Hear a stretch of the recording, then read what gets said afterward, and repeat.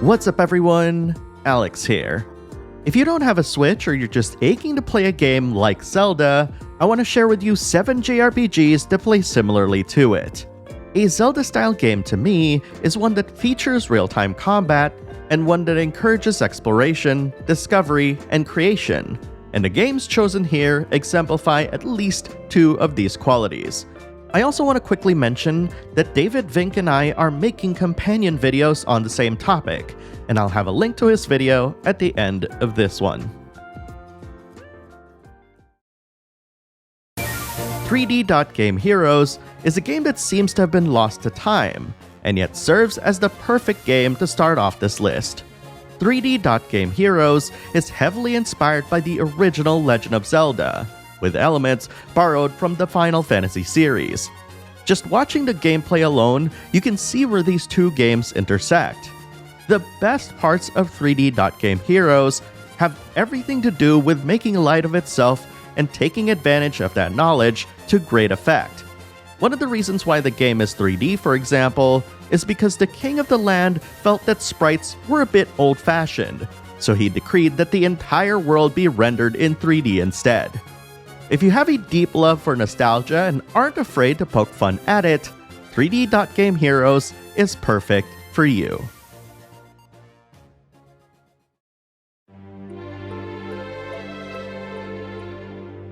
Before Final Fantasy XVI was even a thing, Square Enix Creative Business Unit 3, aka the FF14 team, also worked on 2 Dragon Quest games in the form of Dragon Quest Builders. At first glance, you might confuse these games as very Minecraft-like due to their appearance.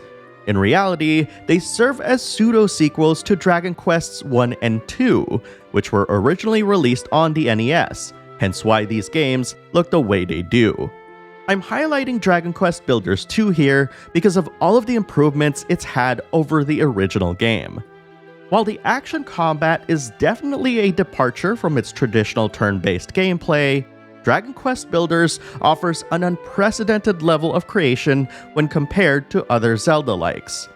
Not only can you craft and create a plethora of different meals, concoctions, weapons, and the like, but you can also straight up recreate towns you've encountered in the first 2 Dragon Quests.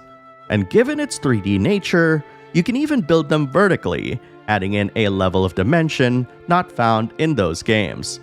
There's even a sandbox that lets your friends aid you in building your world, which is a really cool side project you can do when you're not playing the main campaign. Dragon Quest Builders 2 is one of those sleeper hits that many should play, and I urge you to check out the generous demo if I've gotten you curious about it.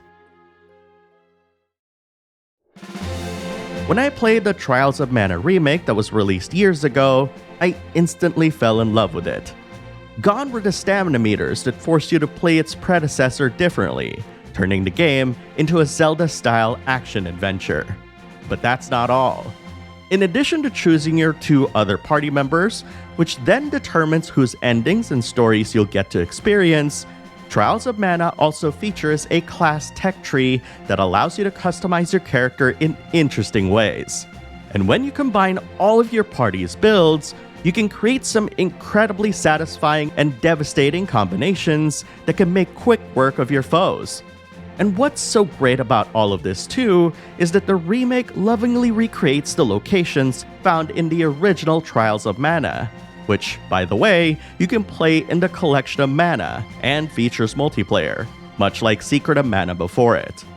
Trials of Mana is definitely one of those games that I don't hesitate to go back to whenever I feel like it, and it's quite an adventure to boot, and one that'll satisfy your curiosity and wanderlust.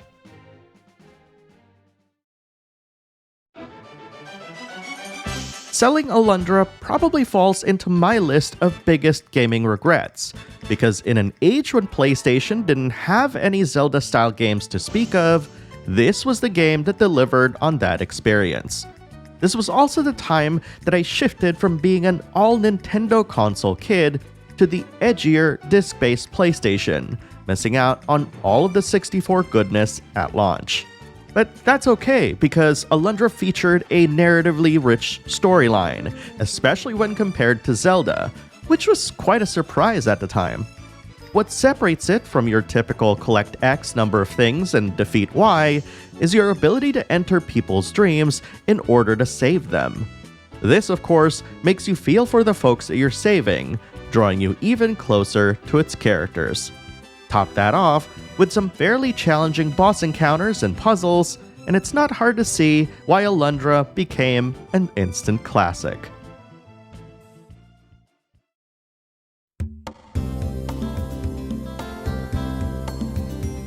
While the scale of Brave Fencer Musashi is certainly smaller than many of the games on this list, I see it more as a bite-sized take on many of the things I love about Zelda. Swordplay? Check. Puzzles? Check. A day and night cycle that controls when certain conditions can be met? Check and check. Best of all, the spirit of exploration and discovery is evident with the game's level design, allowing Musashi to tackle challenging platforming segments to get to hard-to-reach areas, which are all rewarding in its own right. And while I'll be the first to admit that I'm not a huge fan of its fatigue system, another one of its unique features, not a day goes by that I don't think about my adventures with Musashi and company.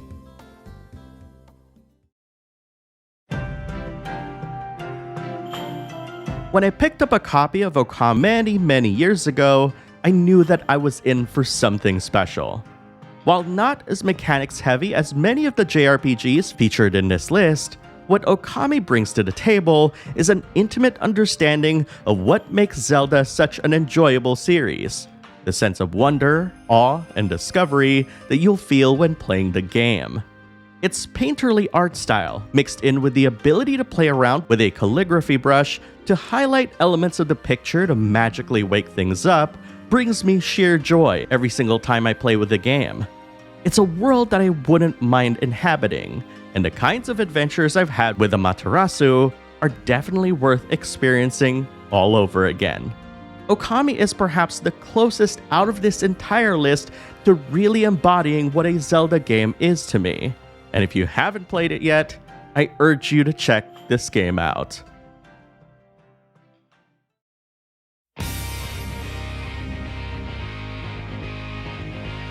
While Okami may be what embodies the most qualities of Zelda games to me, Ys 8, Lacrimosa of Dana, is its rebellious cousin that wants to forge its own path. And despite my personal complaints about the frequency of its raids and such, exploring the Isle of Saren is an absolute treat.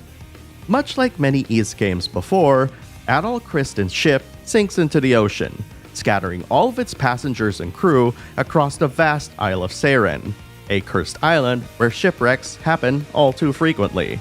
And as you might surmise, your exploration of the island has you building up a base of operations, while gathering all of the passengers from your ship with the hopes of traveling further and further into the isle and to figure out a way to get off of it.